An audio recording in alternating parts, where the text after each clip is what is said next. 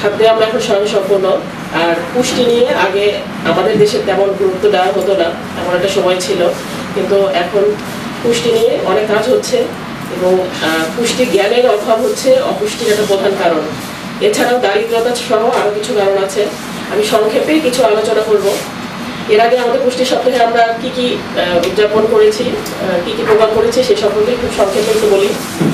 আমরা 9 তারিখে এটা উদ্বোধন করে আমাদের এই কনফারেন্স রুমে উদ্বোধন করি এবং তারপর আমরা 3টি এতিমখানা বা লীলা বোর্ড তাদের একবেলা খাবারের ব্যবস্থা করি।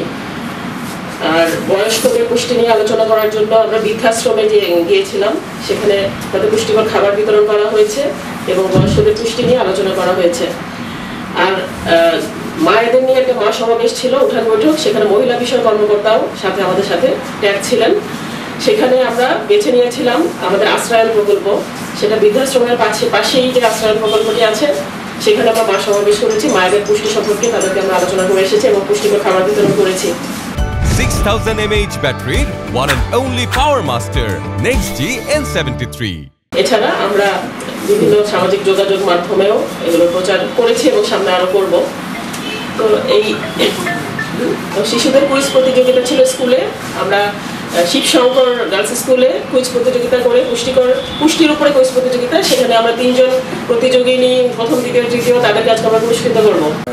জাতীয় পুষ্টি সপ্তাহের সমাপনী লগ্নে অত্যন্ত চমৎকার একটি উদ্যোগের খাদ্য জ্ঞানের অভাবই আসল সমস্যা। তো আমাদের বাংলাদেশে আসলে খাদ্যের কোনো ঘাটতি নেই, কিন্তু আমাদের খাদ্যের অভাব নেই। আমাদের কোনো মানুষ আর অনাহারে অনাহারে দিন কাটায়, আমাদের সবাই খাবার পেয়ে থাকে।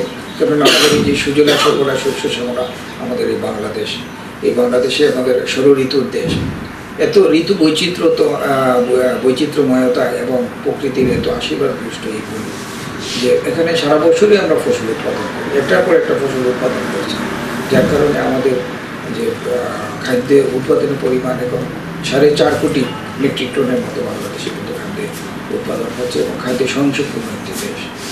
বিশ্বের এই যে বিভিন্ন রকমের সমস্যা চলছে, কোভিড পরবর্তী যুদ্ধ, সব মেলায় বিশ্বের বিভিন্ন দেশে মন্দা চলছে, কিন্তু সেখানে বাংলাদেশে আমরা কিন্তু এখনও আমরা এগিয়ে চলেছি।